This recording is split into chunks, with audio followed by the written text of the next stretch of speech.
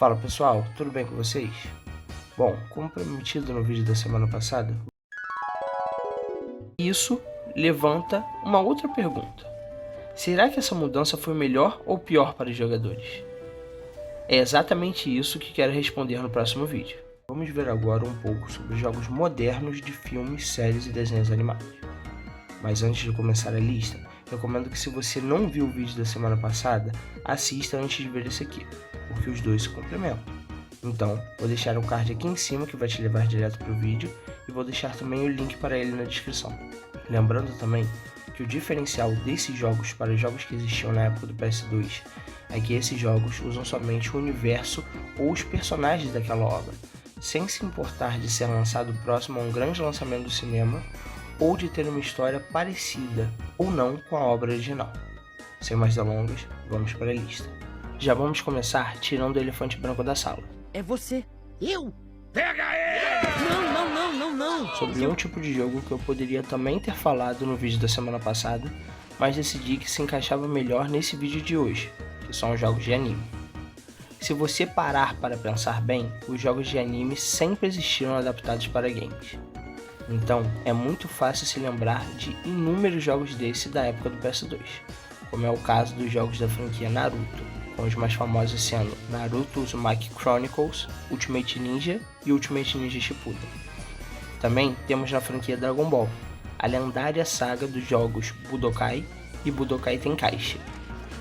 E até aqueles que fizeram menos sucesso que os já falados, mas que tinham seu público-alvo, e que com certeza quem jogou na época tem uma lembrança afetiva, como por exemplo Zatch Bell Mamoru Fury, Digimon Rumble Arena e Inuyasha Feudal Combat, sendo esses dois últimos o que mais me marcaram pessoalmente. Mas o motivo de eu não ter falado de jogos de anime no vídeo da semana passada é que esses jogos nunca sumiram.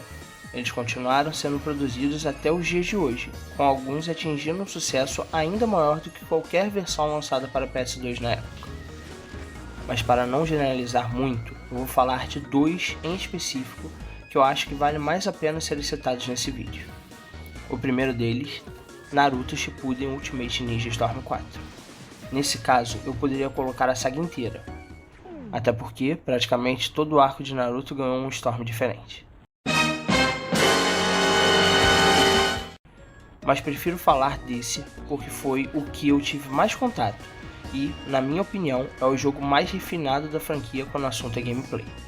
Além disso, ele fecha com chave de ouro uma série que acompanhou praticamente toda a história do anime ao longo dos anos.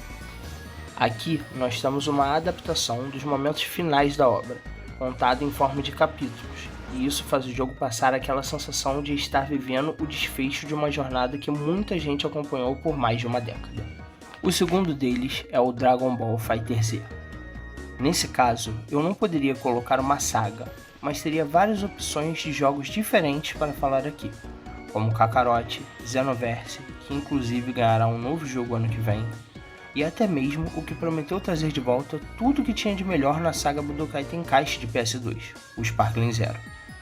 Mas optei por falar do FighterZ por ser o único que eu joguei e tive maior proximidade. Nesse caso, temos um jogo extremamente bem feito e que adota gameplay 2D, tradicional para jogos de luta, o que na minha visão foi uma mudança muito bem-vinda e que afetou de forma muito positiva, pois depois de tantos jogos de luta de anime em uma arena 3D, vir para um estilo clássico de luta dá um respiro. O único defeito desse game é ser tão parecido com as franquias de jogos de luta clássicos que copiou o que mais odeio nela, o sistema de venda de personagens por DLC, fazendo com que, se caso você queira ter acesso a todos os personagens, tenha que desembolsar a singela bagatela de R$ 678 na Steam.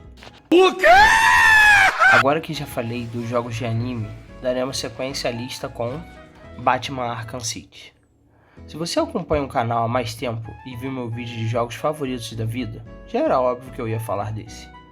Batman Arkham City é a versão definitiva de um jogo do Homem-Morcego. O jogo tem a atmosfera perfeita de Gotham City, que tem um clima único e que poucos jogos conseguem transmitir. A gameplay ainda não era o ponto máximo que vimos na franquia no seu sucessor Arkham Knight, mas já era bem mais aprimorado que seu antecessor Arkham Asylum, que por sinal, qualquer um dos 3 poderiam entrar aqui, porque são jogos incríveis, cada um à sua maneira. Mas no quesito história, na minha visão, não tem para nenhum outro da trilogia. Esse jogo é perfeito, e se você gosta um pouquinho de super-herói e um pouquinho de videogame, esse jogo é obrigatório para você. Homem-Aranha. E se tem Homem-Morcego, é claro que também vai ter um amigão da vizinhança. Esses jogos andam lado a lado, não só no meu canal, mas em qualquer tipo de lista de melhores jogos de herói que você procure na internet. E por uma razão. Os dois fazem a melhor adaptação dos seus heróis para um videogame possível.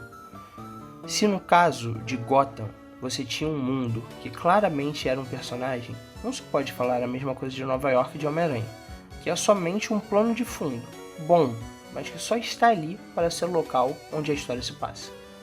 A gameplay, por ser um herói mais móvel, com poderes, e também o fato de ter sido lançado 7 anos depois, ajudou para que esse jogo chegasse para a gente extremamente polido e o mais satisfatório possível. Mas no quesito história, esse jogo é algo completamente único e que faz qualquer fã de Homem-Aranha ficar maluco.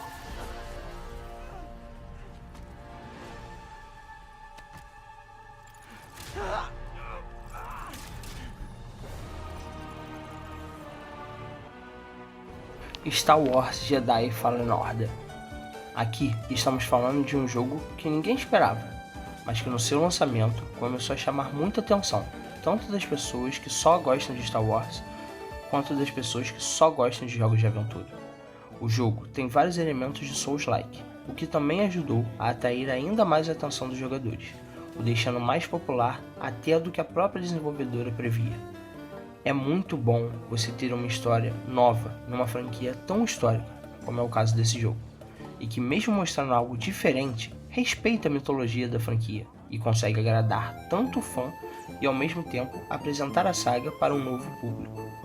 A gameplay é maravilhosa, até porque tinha que errar muito para fazer uma gameplay ruim usando uma arma como um sabre de luz.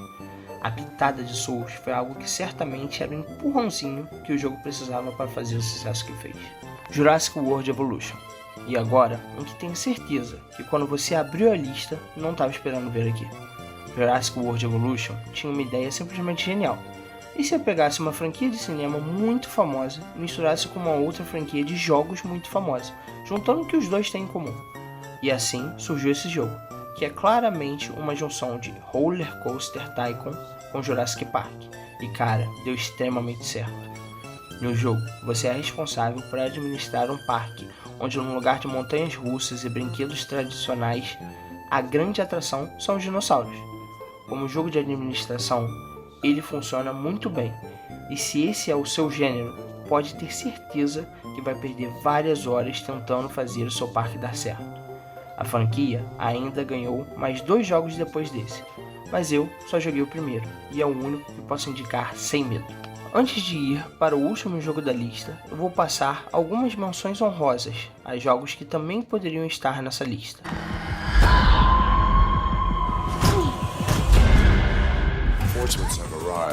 Every day, the brave men and women of the OCP police force go out and fight. Looks like cuneiform.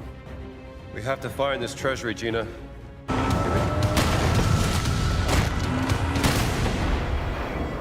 Gardeners of the Galaxy? What? No, Rocket. So I let Groot fill out the paper. We need a savior who can undo that which has been. You want to get violent, you old fuck? Well, come on! I don't know who you are. Follow me! I won't hurt you. Hogwarts Legacy. E por último, mais um jogo que se você acompanha o canal há um pouco mais de tempo, você sabe que estaria aqui. Mas não pelo mesmo motivo de Batman, de ser um dos jogos da minha vida, e sim por estar no meu backlog e ser um título que ainda esse ano quero jogar até o fim. Aqui temos uma história completamente à parte dos livros e filmes, na qual você cria o seu próprio boneco, escolhe qual casa vai, e até mesmo como vai agir na história. Acho que o único ponto baixo que vi na parte que joguei, e depois procurando na internet tive a confirmação disso, é que as escolhas não afetam nem a história e nem como você vai ser tratado. Você pode aprender as magias imperdoáveis, e se usá-las, não tem qualquer tipo de punição. Se esse jogo tivesse um medidor de reputação igual ao meu queridinho Infamous, O jogador sentiria uma pressão maior se valeria ou não tomar certas atitudes e usar certos feitiços. Mas ainda assim, esse jogo fez o que os fãs sonhavam há décadas. Um jogo que te torna um aluno da escola de bruxaria mais famosa e amada da ficção. E esses foram alguns dos jogos modernos de filmes, séries e desenhos, que eu acho que todo mundo deveria dar uma chance. Como deu para perceber ao longo do vídeo, os jogos licenciados não acabaram, eles só mudaram. Em vez de simplesmente contar de novo uma história que a gente já viu na TV ou no cinema, hoje eles usam esses universos para criar experiências completamente novas. E na minha opinião, isso foi uma mudança muito positiva para a indústria. Agora, eu quero saber de vocês. Qual jogo baseado em um filme, série, desenho ou anime vocês colocariam nessa lista? E qual eu deixei de fora? Deixe aí nos comentários, porque eu sempre gosto de ler as recomendações de vocês. E quem sabe, até descobrir algum jogo que eu ainda não conheço. Se você gostou desse vídeo, não esquece de deixar o like, isso ajuda demais o canal a alcançar mais pessoas. Se inscreve para não perder os próximos vídeos e ativa o sininho para ser avisado sempre que sair conteúdo novo. Muito obrigado por ter assistido até aqui e a gente se vê no próximo vídeo. Valeu!